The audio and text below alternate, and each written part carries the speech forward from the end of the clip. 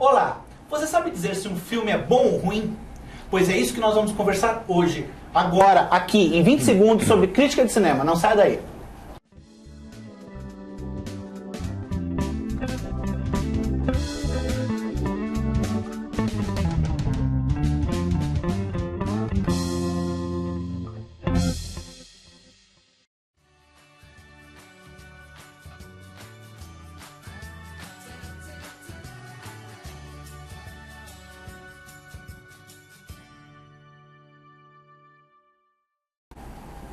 Olá, seja bem-vindo ao Em Contexto, um programa que traz semanalmente entrevistas sobre cultura e entretenimento de literatura, quadrinhos, cinema, TV e cultura pop. E aproveite agora, antes de assistir às entrevistas, a essa entrevista, no caso, para curtir esse vídeo e assinar o nosso canal para receber notificações de novas entrevistas, tá certo? E eu esqueci o que eu ia falar agora. Ah, lembrei. Eu quero agradecer ao pessoal do Estúdio Geek que me presenteou com essa camiseta aqui, olha. Bem legal, bem bacana, da Guerra Civil, do time do Capitão América. Semana passada eu já vim com a camiseta do time do Stark, mas eu não sou muito fã do Stark não, mas tudo bem. Vamos lá, Capitão América na veia aqui. Se você não conhece o Estúdio Geek, vai conhecer agora a partir desse vídeo. Pode soltar.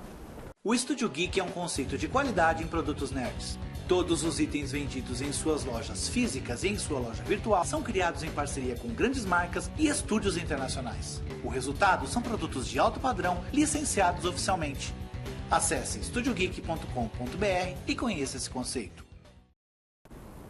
Eu tô ficando velho, eu tô esquecendo as coisas. Pessoal, agora eu vou apresentar vocês para os meus convidados.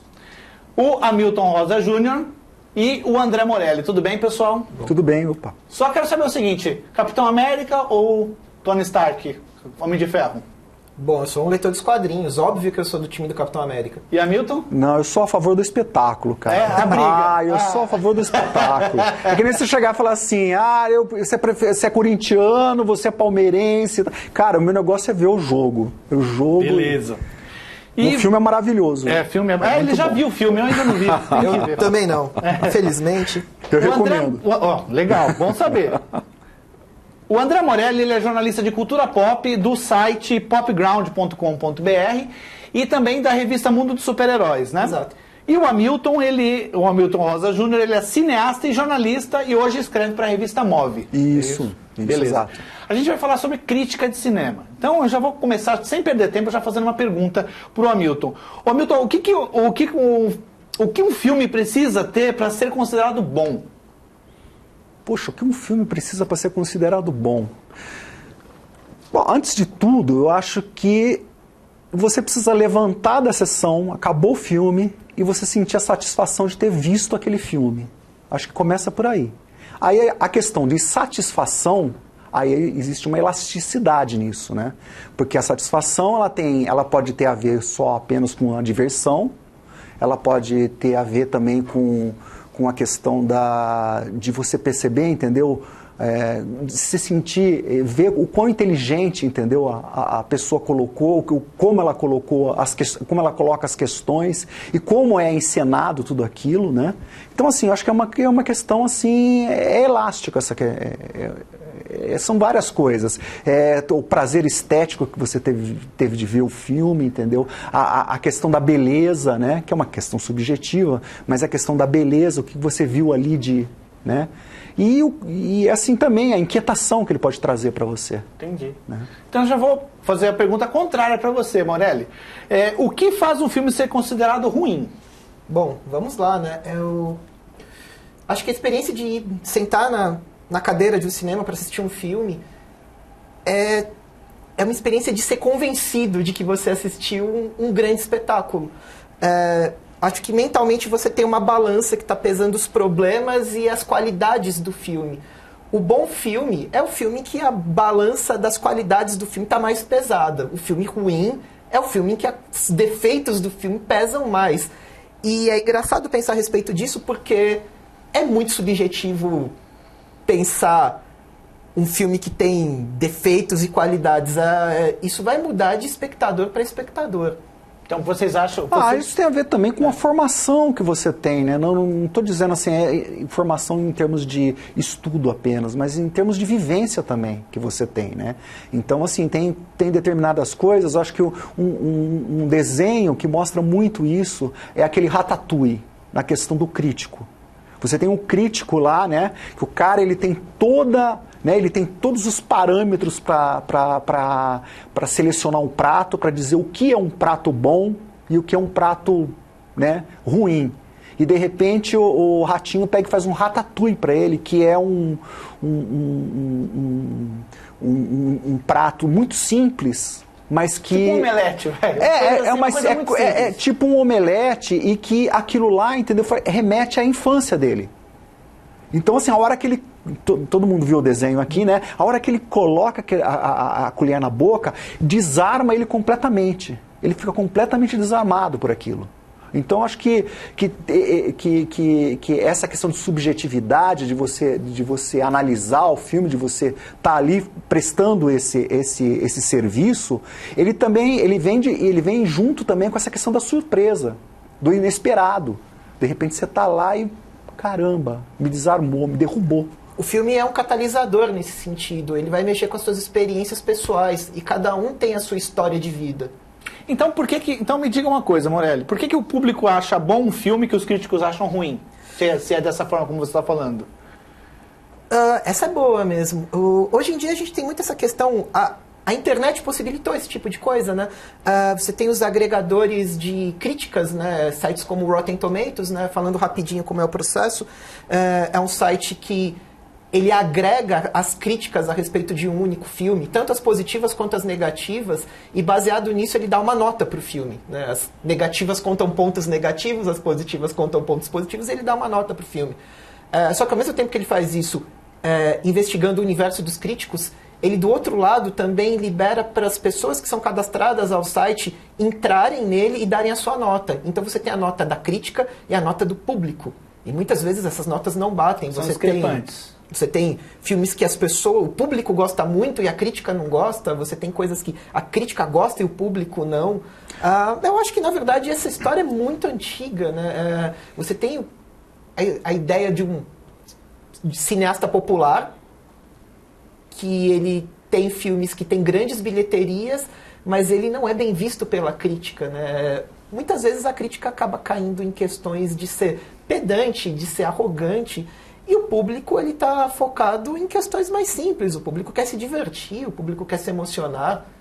Lógico que eu nunca vou falar que o Michael Bay é um bom diretor, mas você queria falar... Michael Bay é complicado. Então, Michael Bay tem ótimas bilheterias, né? Eu acho que assim, existe assim, a questão assim, da espera, da expectativa com que se vai ao cinema, entendeu? Acho que assim, o público ele vai com uma expectativa mais pura da coisa. Entendeu? E o crítico, ele vai realmente com o pé atrás. Ele vai, entendeu? Buscando, ele vai julgar aquilo. Né? Ele vai criar um julgamento sobre aquele filme, né? Enquanto que o público não, ele vai com uma expectativa mais, como é que se diz? Ele vai estar indo normalmente para se divertir. A questão só, eu acho que é um detalhe que é importante colocar, é que muitas vezes isso acontece também, por quê? Porque o público está indo para se divertir, muitas vezes ele está indo para ver o já esperado. E isso realmente é uma coisa que irrita um pouco o crítico, porque o crítico que tem toda uma formação e que tá vendo o filme, conhece toda a história do cinema e tá ali, entendeu? De repente ele vai, não, de novo, então, pela 30ª, 90ª, não sei o que, tô vendo um filme, seguindo a mesma fórmula, seguindo a mesma fórmula, entendeu? Seguindo sempre a mesma fórmula, acho que existe, né, existe aquele aspecto de tipo assim, quando você vai no cinema, você muitas vezes você não gosta de se frustrar. O público, né, normalmente quando ele vai no cinema, ele vai buscando um entretenimento.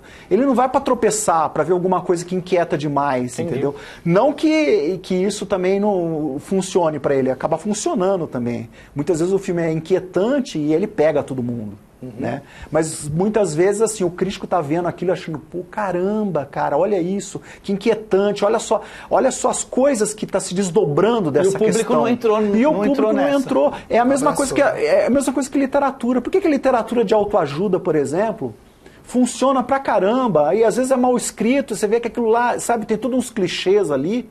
E um livro tipo o Proust, por exemplo, entendeu? Em Busca do Tempo Perdido.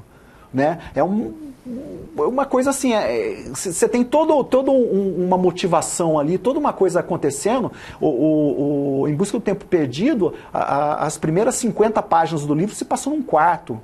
É um cara sabe, completamente inquietado com aquilo, discutindo toda aquela questões sobre a vida dele e as paredes do quarto caindo e ele vendo tudo aquilo. Então, assim, para o público em geral ou para o leitor também, o leitor pode não estar preparado para isso. Entendi. Ô Morelli, o que é preciso para escrever uma boa crítica de cinema? Já que a gente está falando que muitos críticos, né, muitos críticos avaliam isso, aquilo e tal, e o público não gosta tanto disso. O que é preciso para escrever uma boa crítica de cinema? Bom, domínio da escrita, né, básico, partindo do básico, domínio da escrita e entendimento a respeito de processos narrativos. Eu tenho um pouco de dúvida, hoje em dia a gente tem algumas gerações de críticos muito formadas a respeito das questões técnicas, a respeito da linguagem cinematográfica. E eu não sei até que ponto você ter tanto domínio a respeito da linguagem cinematográfica faz com que você desenvolva uma crítica viciada, ou uma crítica pouco acessível para as pessoas que não têm esse histórico. Eu acho que assim, o crítico ele é um cara que ele está fazendo uma reflexão a respeito da obra. A reflexão ela é singular porque ela é a sua visão desse material. Não é necessariamente a verdade absoluta, como alguns críticos gostam de colocar. Você está colocando o seu entendimento a respeito daquela obra e é um exercício. Você está tentando desenvolver algumas linhas de pensamento a respeito disso. Então, o que eu gosto de dizer é isso. Domínio da escrita, entendimento dos processos narrativos, não necessariamente do processo cinematográfico, e, acima de tudo, tá de peito aberto para estar recebendo aquele filme. Eu sempre digo que é muito mágico a experiência de você estar sentando naquela cadeira escura, né, no cinema, e às vezes você tem pouca informação a respeito. O crítico normalmente tem muita informação quando ele já está vendo uma pré-estreia. Eu gosto até, eu falo isso bastante, dependendo do filme, tem um momento em que eu paro de ver o 4º trailer, o 5º teaser, todas as informações de bastidores, porque eu falo, cara, eu quero ter um mínimo de... Tem que ter a experiência completa. De experiência, ali, né? Porque senão você fica muito fora da experiência que o espectador comum tem. E eu acho que é importante para o crítico se colocar um pouco, às vezes, nesse contexto de que o crítico também é um espectador, ele é um grande admirador da arte cinematográfica, como o cara que está lá, assim, entupindo de pipoca e tudo mais. Quer complementar, Milton? Eu acho que assim, tem que haver um equilíbrio entre todas essas coisas que ele falou, né? Eu acho que o filme, antes de tudo, eu acho que assim, o crítico, ele nasce do filme, né? Tem até uma questão que é assim, eu acho que assim, o próprio desenvolvimento do cinema e o aprimoramento que houve nos filmes, na linguagem do cinema, fez com que houvesse um aprimoramento dos críticos, entendeu? Porque, na verdade, assim, é uma questão do diálogo do filme. Eu acho que assim, o crítico, ele tenta abrir janelas para o leitor ou para o espectador para tornar aquela experiência até mais duradoura do que foi, entendeu? Então, eu acho que assim, a crítica ela funciona para quem gosta de cinema, sabe? Para quem está lá só para, não, eu vou lá para ver o filme como passatempo, entendeu? O leitor da crítica, eu acho que não é esse cara que está atrás só do passatempo. Deixa eu aproveitar que você está com a palavra aí. Você já veio aqui, a gente já falou sobre a biografia do George Lucas, né? Sim, inclusive vocês verdade. Em casa, é só clicar aqui embaixo que vocês vão direto para a entrevista dele. Você disse que o George Lucas ele não é, por exemplo, um bom diretor de atores. O que faz um bom diretor de atores? Para poder avaliar, por exemplo, no filme lá, o filme tem outras coisas, mas a direção de atores não é boa. Como é que é isso? Não, mas aí é toda a conceitualização que ele faz em cima, né? Ele simplesmente, ele não é um cara que entende de arte dramática, entendeu? Ele não é um cara voltado, né, para interpretação. Ele olha pro roteiro e o que ele está interessado é em construir aqueles universos, aquelas coisas. Ele não está muito interessado em vamos sentar aqui, vamos discutir as motivações do seu personagem. Vamos falando do Star Wars, isso prejudicou Star Wars? Poderia ser melhor? Com certeza prejudicou os filmes da série Star Wars, com certeza. Quando você tem um diretor que nem, por exemplo, como Kashner no Império Contra-Ataca, que é um cara voltado para essa coisa do humano, entendeu? De buscar o humano, de sentar, de buscar a psicologia dos personagens. Se você observar no Star Wars, os filmes que foram dirigidos pelo Lucas, as motivações dos personagens são muito superficiais, né? Você pega, por exemplo, o terceiro filme da série, que é o momento em que há a transformação do Anakin, que ele sai do lado dos Jedi e vai para o lado negro. Aquela transformação dele não tem nuances. É um negócio assim, ele sai do destemido salvador de princesas e vira matador de criancinha. Entendi. Entendeu? Em questão de 1 minuto acontece isso. Então, isso e aí você pega e fala assim, mas isso aconteceu por quê? Aí você vê que o imperador tá olhando para ele e tá hipnotizando ele. Mas peraí.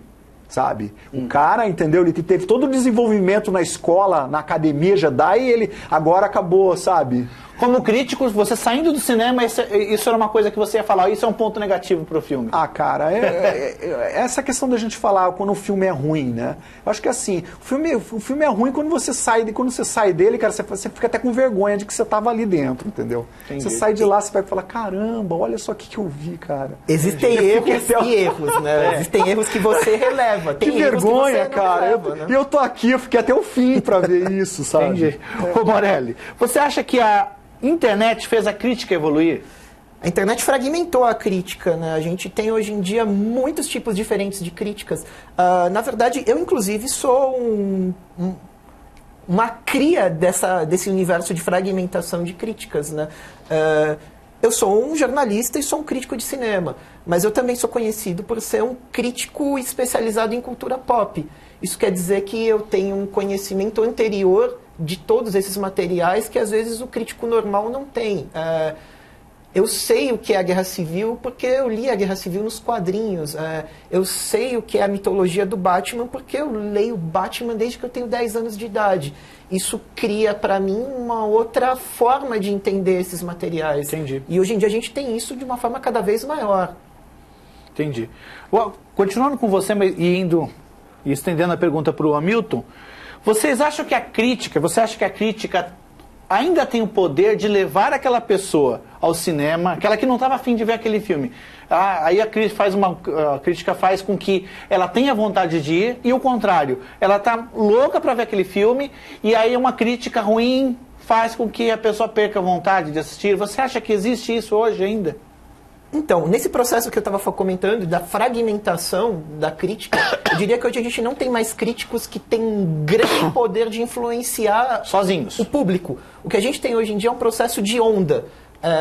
Existem muitos sites, existem muitos blogs, existem muitos agregadores de conteúdo, e as pessoas, na verdade, elas não estão olhando para um único indivíduo, elas estão olhando para uma reação em cadeia. Elas vão olhar. Uma tendência. Uma tendência. Se você vai ter uma série de críticas favoráveis ou se você vai ter uma série de críticas negativas. E sim, eu acredito que isso ainda tem muita força e isso levanta ou isso acaba com o filme. Eu acho que também aí tem a questão da reação, sabe?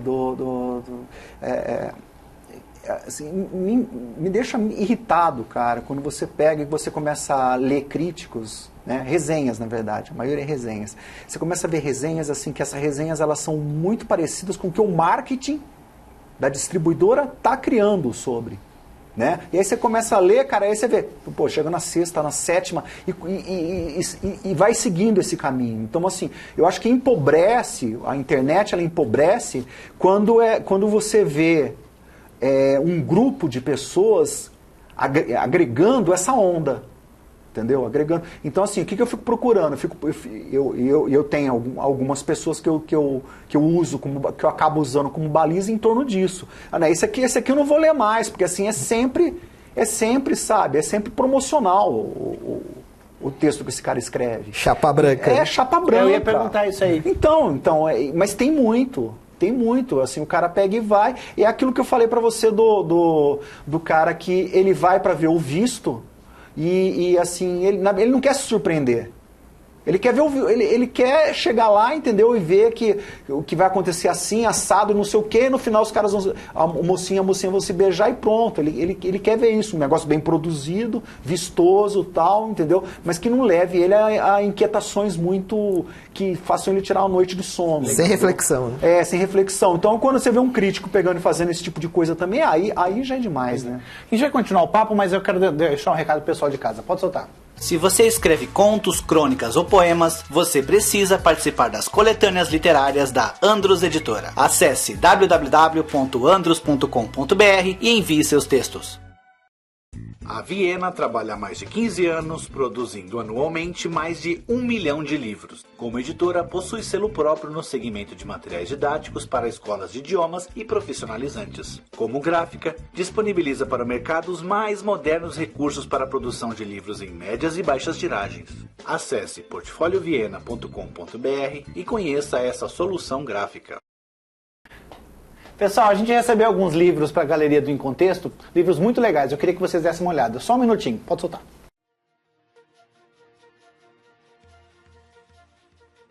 Eu, Sua Mãe é uma publicação da editora Outras Letras que busca, de forma leve e singela, mostrar aos filhos todas as fases da mulher até se tornar mãe. A autoria é de Elita Araújo Pena, Lúcia Cury e Nara Häusler. Morte, biografia não autorizada, é um livro-reportagem de reflexões que aborda as fortes hipóteses da continuidade da vida, sob a ótica de líderes religiosos e também de médicos pesquisadores brasileiros de experiência de quase morte. A autoria é do jornalista Fernando Porto e a publicação é da editora Edissal. Amantes, uma história da outra, é uma picante mistura de história, biografia e panorama cultural. O livro destrincha as motivações e virtudes das mulheres, fictícias ou reais, que foram dispostas à margem da sociedade ao se verem na posição de amantes. A autoria é da pesquisadora Elizabeth Abbott, a tradução é de Clovis Marx e a publicação é da editora Record. A Rainha das Sombras é o 4º volume da série Trono de Vidro, eleito o melhor livro de fantasia de 2015 pelo Goodreads. Best-seller do The New York Times, a saga escrita por Sarah J. Maas em breve ganhará adaptação para a TV. A publicação é da editora Record pelo selo Galera. Se você quer ver o seu livro ou memorabilia nerd na Galeria do Em Contexto, basta enviar para Programa Em Contexto, Caixa Postal 80846, São Paulo, capital. O CEP é 03613-970, aos cuidados do setor de conteúdo. Pessoal, quem são os grandes críticos na ativa hoje? Pra quem? Começa você. Para quem quiser. Eu prefiro não dizer nomes, cara. Não, assim, Mas as características de um grande crítico hoje. de um grande crítico, eu acho que aquilo que eu tinha começado a falar anteriormente sobre a questão de você, de repente, dar de cara com resenhas, e que você vê que, assim, aquelas resenhas, elas já vem quase que assim, como quase um promo do que o pessoal do marketing está falando. Entendeu? E você vê assim, são quase todas iguais, entendeu? Acho que, para começar, tem que haver uma busca de alguma coisa inusitada, entendeu? De uma reflexão pessoal sobre aquilo que você está vendo, entendeu? E é claro, e tem a ver com todo o estudo que você faz a respeito da ciência mesmo, da ciência de você ver o filme, né? Da questão estética do filme, da questão estética, da questão da linguagem, né, que é utilizada, entendeu? E basicamente é isso. Você não quer falar nomes, mas eu vou falar um nome, que um crítico, o crítico tem uma carreira tão grande que em algum momento pode ter escorregado, pode ter feito algo diferente do que eu vou falar agora, mas das que eu vi, eu achei isso legal. O Rubens Edivaldo Filho. Ele falava assim, teve uma entrevista que eu vi que ele falou assim, o filme tem isso. Pra quem gosta, é um prato cheio. Eu percebi que ele não gostou do filme, mas ele avaliou o filme de uma forma que, dos pontos positivos, pra quem gosta daquilo. Ele foi diplomático. Ele foi diplomático. Ele falou, pra quem gosta, é um prato cheio. Ou seja, não é tudo que eu gosto que você tem que gostar, né? Imagina, o Rubens Evald ficou, acho que 20 anos sendo o narrador, o comentarista oficial do Oscar. Você quase tem uma visão mental, né? Quando você fala em crítico de cinema, a imagem ele, do né? Rubens vem na sua cabeça. Ele é meu amigo, entendeu? Uma das coisas que eu não queria, por exemplo, citar nomes, é justamente por isso, porque você pode, de repente, falar de uma pessoa e esquecer outra. Tá, mas entendeu? já que eu toquei o nome dele, já então que vamos você falar. tocou no nome dele, ele realmente foi um paradigma, um modelo para a formação de muita gente, né? Mas assim, é claro, existem uma série de outras pessoas, entendeu, que estão envolvidas também nesse mercado, inclusive da nova geração, tem críticos muito bons aí, né? Atuando, né, em sites, em blogs, né? Alguns inclusive são professores, né? São professores que estão dando aula e tudo mais. Eu acho que assim, a crítica, eu acho que a gente está discutindo essa questão de crítica, o que é um bom filme, o que é um mau filme e tal, mas eu acho que assim, a crítica hoje em dia, o crítico de cinema é uma figura importantíssima do ponto de vista educacional. Eu acho hoje, por exemplo, eu vejo os meus filhos, por exemplo, envolvidos, o jeito como eles são envolvidos com o audiovisual é muito diferente de como a gente se envolve com o audiovisual, né? Então, acho mesmo que, por exemplo, assim, nas escolas, no ensino médio, por exemplo, deveria haver uma matéria de audiovisual, entendeu? Que o crítico de cinema poderia muito bem ser, não estou viajando não, eu acho que realmente é uma coisa assim, que faz sentido no mundo que a gente vive de hoje. Na verdade, isso que você está falando é assim, é trabalhar o senso crítico da pessoa. Exatamente, você trabalhar o senso crítico com relação à imagem, porque assim, hoje em dia ainda se forma pessoas pela palavra na escola. Só que, hoje em dia, a imagem é tão forte quanto a palavra, a predominância da imagem. Né? Você tem os seus filhos ali no iPad, no smartphone, assim, o tempo inteiro ali vendo coisas, entendeu? E essas coisas que eles estão vendo, entendeu? Até onde isso daí, entendeu? Até onde o que eles estão vendo é instrutivo, é interessante, até onde aquilo não é manipulativo, entendeu? Entendi. Então acho que isso daí é interessante para eles, formar o senso crítico deles com 16, 17 anos, era interessante que houvesse, entendeu, no ensino, um envolvimento cada vez maior com essa área da imagem. Legal. Boa ideia isso, viu?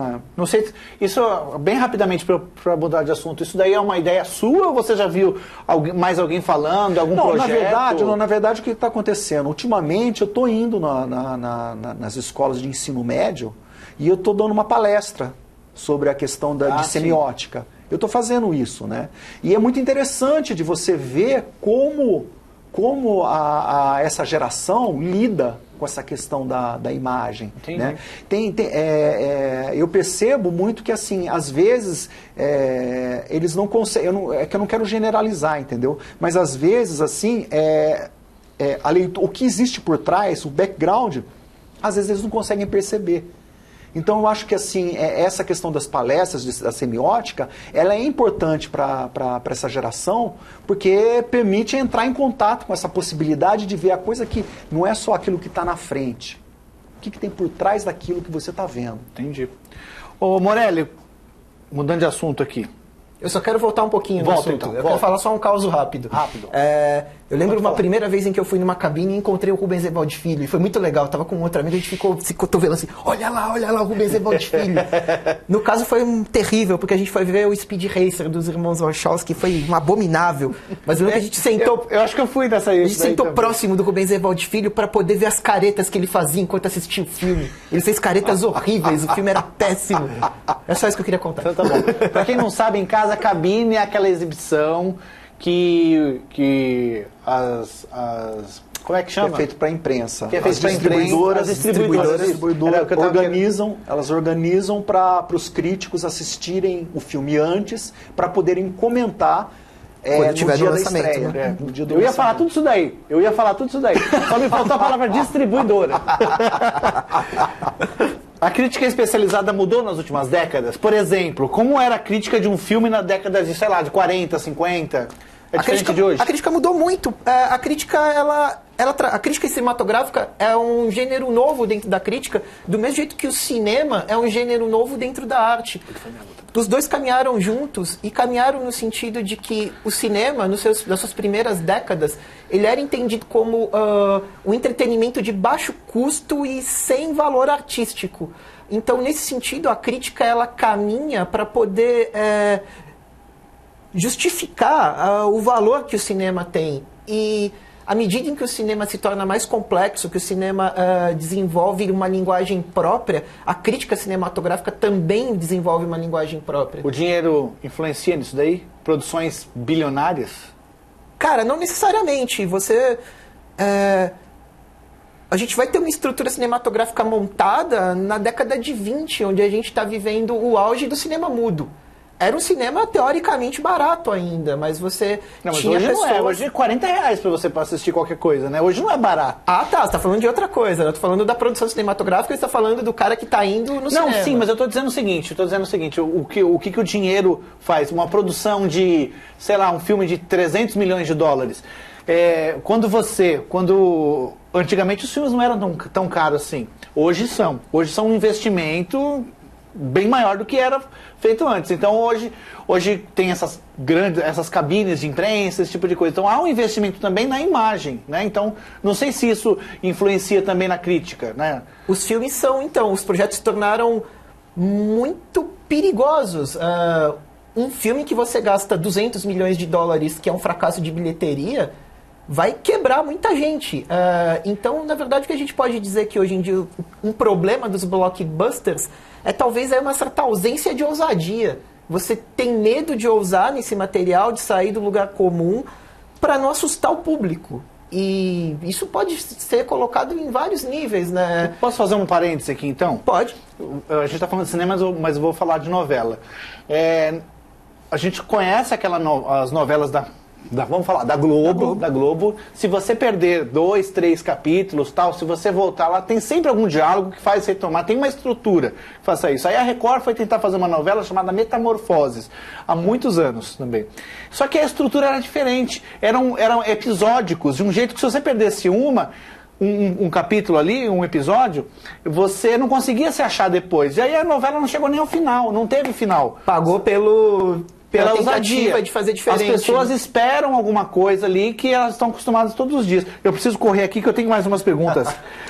Só uma coisa, só fazer uma questão. Acho que a gente falou bastante sobre essa questão da crítica, mas a gente se envolveu demais em falar do cinema americano. Tá?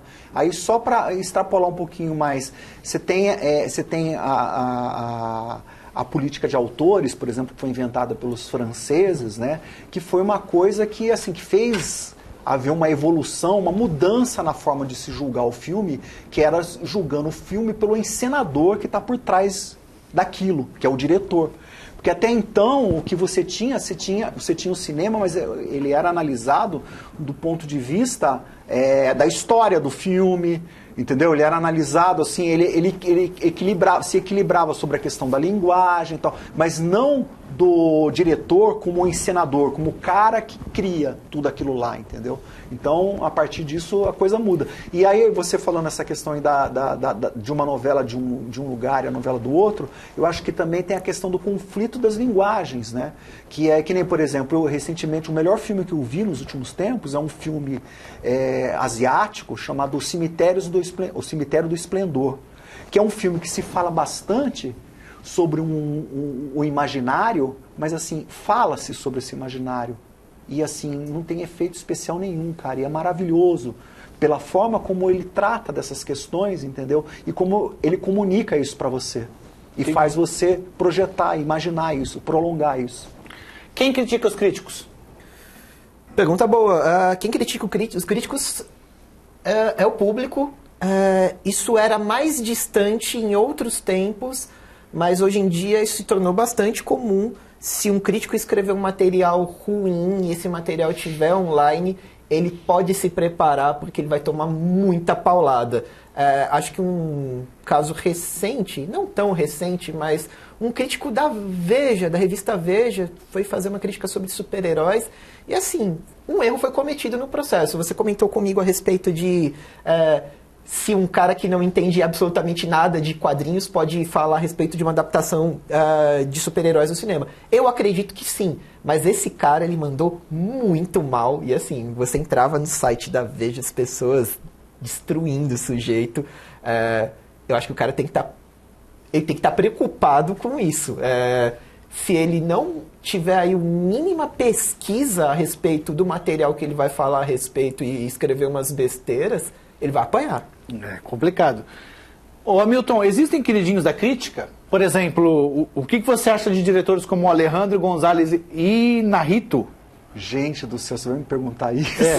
J.J. Abrams e Christopher Nolan. Então, não sei se eu vou polemizar aqui, mas eu acho... Porque esse Iñárritu aqui, ele ganhou 2 Oscars. Ganhou 2 Oscars. Eu acho assim, completa uma cegueira total, velho. É impossível, porque... impossível não é, é que eu acho que assim... O que o Iñárritu faz como cinema, ele é assim, ele é muito enfático nas coisas que ele coloca, sabe? Ele é tudo muito...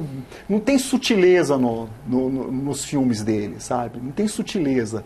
Ele é um cara que ele pega o assunto e assim, você vê que ele está querendo, ele quer se exibir, ele quer mostrar a técnica que tem por trás daquilo lá, né? Um filme como O Regresso, por exemplo, para mim é só fogos de artifício aquilo. Ele está mostrando aquilo, ele está gastando energia para mostrar tudo aquilo, para quê? A crítica gosta dele? A crítica se divide. A crítica se divide. Sempre tem gente que difícil gosta, falar coletivamente. Gente que gosta. Né? Não, mas assim, por você chegar para mim e falar assim, dos diretores mexicanos, assim, fale 3 grandes nomes de diretores mexicanos, né? O Alfonso Cuarón é muito melhor do que Iñárritu. É muito mais diretor que Iñárritu. O que fez Gravidade, que fez Filhos da Esperança. Filhos da Esperança é ótimo, baseado no livro do Peter James, não é? Isso, fantástico esse filme, né? E o Guillermo del Toro. O Guillermo del Toro é fantástico, cara. É muito melhor. É que, um assim, gênio, né? O cara, ele faz só filme de terror. E aí, assim, tem aquela coisa vamos colocar, né? Como o cara faz filme de terror, vamos deixar ele mais de lado. Não, cara, o cara é muito melhor que Iñárritu. Tem sempre um preconceito, né? Com o diretor de gênero, né? Eu tô com pouco tempo. J.J. Abrams. Morelli, você? É um tremendo contador de histórias. Ele sabe, ele é um cara que entende muito do ofício de contar história. Acho que isso é uma coisa que a gente tem que pensar quando a gente está falando de diretores. O diretor, qual é o ofício do diretor? O ofício do diretor é contar histórias. Eu tenho ouvido falar, quando falam assim, J.J. Abrams. J.J. Abrams, eu acho que esse cara é um embuste. Um amigo nosso fala isso, né? Que eu não vou falar o nome dele, só vou falar as iniciais. Começa com M e termina com Aurício Muniz. Maurício Muniz tem paixões grandes, tem ódios grandes, enfim. Então, J.J. Abrams, mas não é só ele que fala, né? Outras pessoas também falam do J.J. Abrams, que não é lá essas coisas também, que ele é superestimado. É um grande contador de histórias. Não, ele equilibra muito bem as coisas. Ele equilibra história, entendeu? Com a encenação. Ele é um grande encenador. A mise-en-scène dele é um negócio assim, perfeito. Ele é um grande diretor de atores. Né? Ele Você sabe pode o que pegar ele tá um Star Wars, esse último Star Wars, que pode não ser o maior dos filmes, mas assim, um filme extremamente equilibrado, sabe? Contido, assim. Ele sabe o que é o máximo e o mínimo, e ele vai com as nuances, no máximo e no mínimo. Entendeu? E para terminar, Christopher Nolan. Eu sou muito suspeito para falar, sou muito fã do cara. Eu acho que ele tem uma obsessão com o Neve e com o Michael Caine. O Michael Caine que eu tinha falado, né? Mas independente disso, um tremendo diretor. É um cara que ainda... Ele é um cara que ainda senta no cinema para ver os materiais dele e ainda fico... Ele consegue...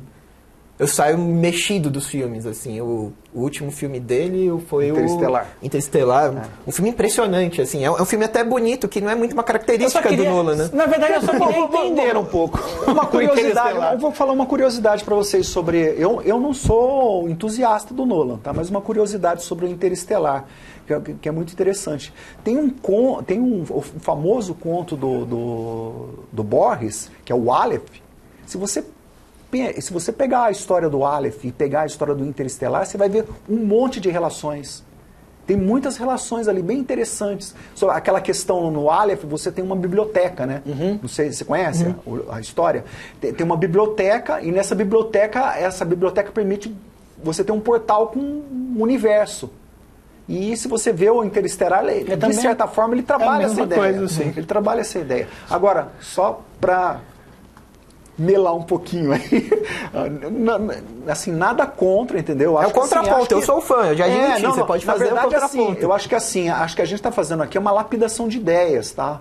Eu acho que não existe essa coisa do certo e o errado. Né? Eu acho que o Nolan é um cara que, assim, o projeto que ele tem, os temas que ele pega são muito interessantes. Eu acho assim, ele pega temas muito interessantes que dão muito pano pra manga. E é engraçado, é uma filmografia que se comunica um filme com o outro, né? Ele tem uma obsessão por detalhes. Que é o seguinte, ele tem uma obsessão por reviravoltas. Tem que ter 5, 6 reviravoltas no filme, senão... Não é um filme do Nolan, né? Senão ele não gosta. Tem que ter 5 ou 6 reviravoltas. E ele tem uma mania de menosprezar a inteligência do espectador. E aí ele explica. Tem sempre momentos no filme do Nolan que ele põe um personagem para explicar um negócio que não precisa ser explicado. Por exemplo, no Interestelar, o buraco de minhoca. Vão lá explicar o e aí vai explicar de novo, e não sei o que, e fica reiterando, entendeu? E ele fica reiterando. Gente, acabou o tempo. Olha só, vou colocar aqui na tela o contato do Morelli, que é o site popground.com.br, que lá tem resenhas, tem muitas críticas suas também de filmes, quadrinhos, uma porrada de coisas também, né? Então o pessoal já te conhece aqui, agora vai lá conhecer como você é como crítico. E também... Espero que gostem. Espero que gostem. E no caso também do Hamilton, que é da revista move.com.br, que também tem críticas suas lá também, né? Tem vários artigos também. E o pessoal pode procurar também os meus textos no críticos.com. Críticos.com. Que é um site bem bacana. Legal. Gente, obrigado pela... Que isso, uma pena que só durou isso. Pela discussão, né? Até a parte 2 do programa, quando a gente volta. A gente volta. A gente vai fazer uma trilogia, né? Sobre críticas. É isso aí. Gente, valeu. Muito obrigado mesmo. E antes de ir, eu quero dizer aqui falar uns abraços aqui para uns amigos, tá? Para o Luiz Trigo, um grande abraço. Para a Cimeia Rossetti, que é minha amiga de infância, no tempo da escola. Para o Carlos Nassi. O Nassi, eu fiquei de olho nesse cara aí, porque ele vai desenhar um projeto meu aí bem legal, um desenhista fantástico. Para o Thiago Spiked, que tive o prazer de fazer uma mediação com ele, é um desenhista ótimo também. Para Karina Monteiro, uma jornalista gente boa. Para Lívia Estevox, cosplayer e também autora lá da Andros. Também como autor da Andros, o Alisson Freire. Obrigado. Para o Alex Nunes, que fez a música de abertura desse programa aqui. Quero te agradecer muito, porque eu adoro.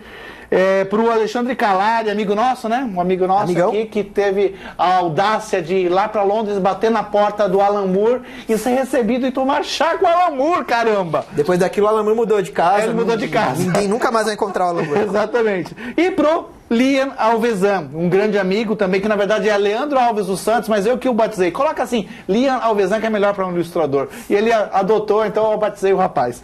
Muito obrigado aqui. Gostaram da entrevista como eu gostei? Então tá bom, deixe seu comentário aqui embaixo e dizendo se você gostou, se você não gostou, quais são as críticas que você faz dos filmes. Agradeço bastante sua audiência. Espero você no próximo programa. Tchau!